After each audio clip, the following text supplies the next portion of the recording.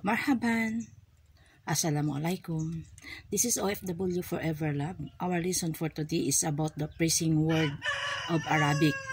Yan. At i-explain ko sa inyo sa Tagalog. Ang una nating talakayin ay about Joanna. Joanna o Joanna. Yun ay ibig sabihin ay hungry or gutom. Yan. Pag sinasabi kayo, paalam kayo sa inyong madam na gusto nyo kumakain, sabihin mo lang, Ana, Madam Joanna. So, makaintindihan siya na makakain ka para kukunin nila yung alaga mong bata. Yan, para makakain ka. At matros, ibig sabihin ng matros, full or busog. Busog ka na, matros. Or any kind of mapuno mo. For example, yung napuno mong isang ng planggana o kahit ano basta na full mo na, napuno mo, matros pa rin yan. Hindi naman dyan ibig sabihin na busog ka, matros. Kung naglagay ka ng mga bigas sa urokan, napuno mo yun, ibig sabihin matros, yun, puno na. Or busog ka. Yun. At hindi lang yan, pag sinabi mong Ana syugol, ibig sabihin, ang syugol ay work, trabaho, syugol. Ang fulos naman, ibig sabihin ng fulos ay pera. Pera ang fulos. Ang maas naman ay ibig sabihin ay salary mo. Pag sinabi mo sa madam mo, give me my salary or atini hada ana maas. Yun. Bigyan mo lang ang aking sahod. Ibigay mo sa akin ang aking sahod. Yun ganon. Or I need fulos. Maganyan. Sabihin mo nga, ana lasim fulos. Kailangan kong pera. Yun. Yun ang ibig sabihin ng fulos. Ang taban naman, ibig sabihin, pagod ka. Yun ang taban. Tired, yun. Ang ibig sabihin ng tired ay taban, pagod na ka. Yun. So, pag narinig nyo ang words na kaliwali, ibig sabihin, hayaan mo. Hayaan mo na yan. Hayaan mo na yan. For example, umiyak ang bata. Tapos, sabihin ng madam mo nga, kaliwali. Hindi mo, hayaan mo yung bata. Huwag mo nang pakialaman kasi sila na ang bahala doon. Yun, pag marinig mo yung ang word na kaliwali. Yan. Pag sinabihan ka niya nga, aywa, for example, may pinapahanap sa'yo o inahanap sa'yo ng madam mo, masabi na, hanapin mong ganito at sabihin mo, ito ba? Pag sabi niya, aywa, ibig sabihin, yun na yun. Tama. Aywa, tama. Or yes. Yan. Kasi yan ang another words ng I. Aywa. Yan. Ang I kasi, yes. Ang I. Yan. Pag magsinabi ng madam mo nga, syatra, yan. Or syatra 20, syatra, ang syatra ay good. Very good. Yan. Kasi itong mga words na ito, natutunan ko ito sa bansa ng Kuwait. Pero ito ay magagamit niyo pa rin sa ibang bansa ng Middle East. Hindi lang sa Kuwait. Kasi konti lang man ang hindi nila kapari yung salita. Basta mga local Arabic, magkapari-pariyo na yan. Katulad ng abaya sa damit ng babae, pangkalahatan naman yan sa lahat ng Middle East, abaya talaga ang tawag dyan. Pero ang sa lalaki naman, yung didasya, sa Kuwait lang yan, ang didasya, yung damit na puti na sinusuot ng mga lalaki. Pero sa ibang bansa naman ay ang tawag nila doon ay parang kanlora, yun, sa ibang bansa. So, ang tawag naman doon sa purong-purong ng madam ay melfa. Melfa ang tawag nila doon. Yun ay yung parang hijab nila. Yan. Kung sa atin sa English, hijab, melfa yun. Yan. Pag ang malabis, ibig sabihin ng malabis ay damit or dress. Pero ang pajama pa rin doon sa kanila kasi may mga salita naman sila nga magkapareho sa atin. Yon. Katulad ng batarya. Ang batarya, di ba sa atin, batarya din sa Ilonggo, bateriyan, batarya. Ang makinarya doon sa kanila ay makinarya din, sa English ay machine. Pero yung washing machine, ang tawag doon ay gasala. Gasala ang tawag sa washing machine. Yun. Ang tawag naman nila doon sa sa garbage ay sabala. Yan. Sabala ang tawag nila dyan. So, pag maghingi yung madam ninyo ng sabala case, ibig sabihin ng sila na ng mga basura. Kasi silupin niya na malaki. Pag sinabi niya nga sabala case aswad, ibig sabihin yung itim. Yung malaki yan, yung nilagay sa malaking basurahan. Yun. Kasi lahat naman yan ng mga luma ang gamit nila o kahit hindi pa luma ay tinatanggal na at ipamimigay. Yun. Pag sinasabi niyang kisabala abyad, yung puti. Yung sa maliit na basurahan. Yan. Abyad ang tawag nila doon or ang silopane na galing sa Jamia. Yun ay sabala pa rin, kisabala pa rin ang tawag nila doon. Yan. So, pag sinabi nilang na mag-ready ka na ng sofra, pero ang sofra I'm sorry, hindi ko alam kasi ko ano yun sa English.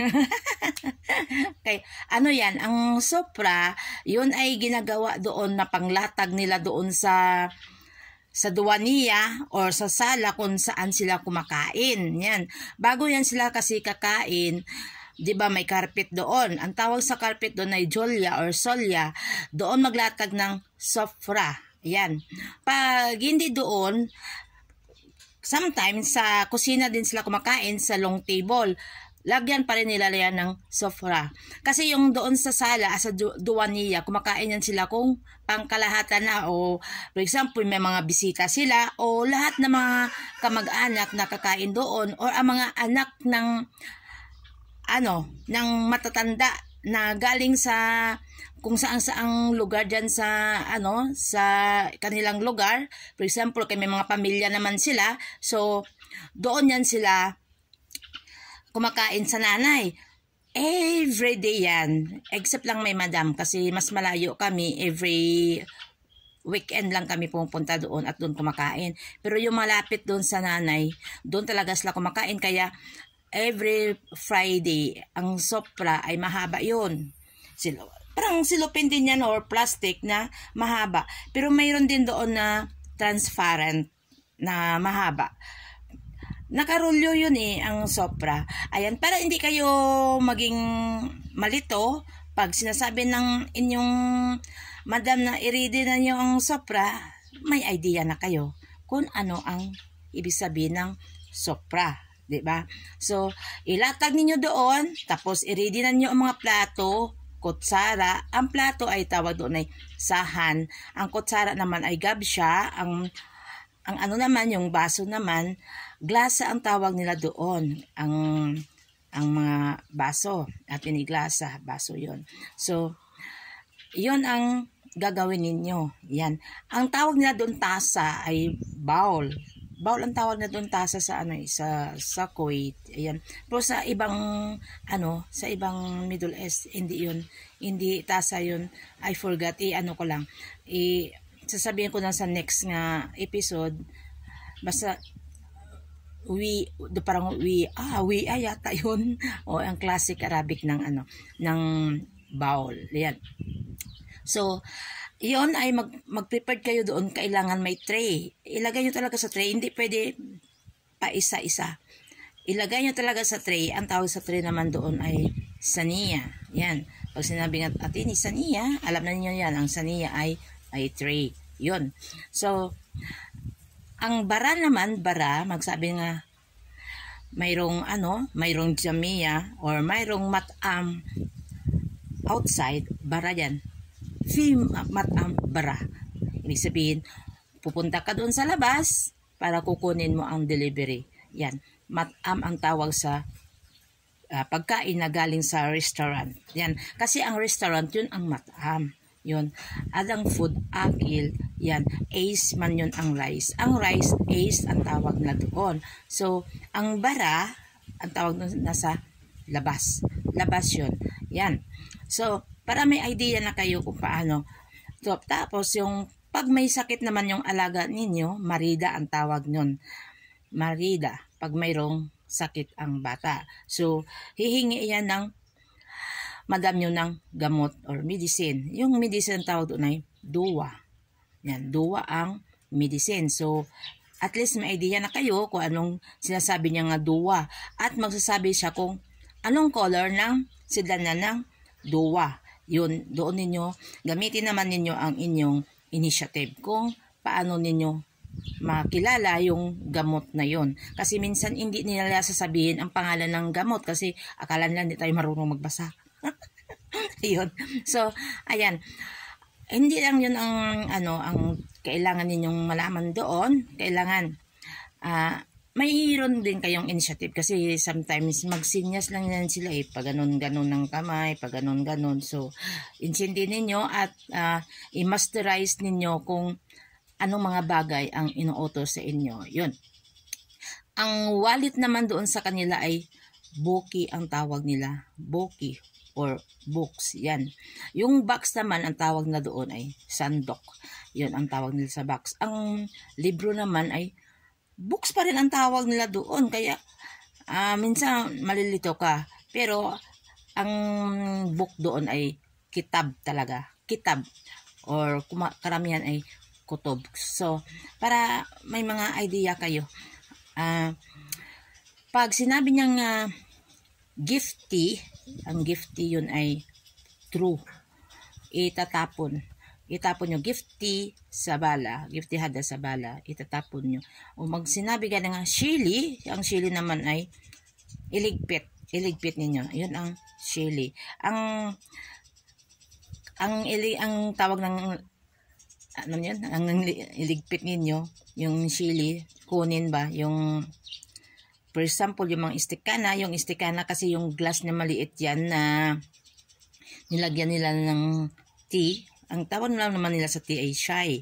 Shy yan. So, para may idea kayo, ang tawag naman nila sa coffee ay gawa. Iba yung ang Nescafe doon nga 3-in-1. Kasi yung Nescafe 3-in-1, Nescafe talaga ang tawag nila.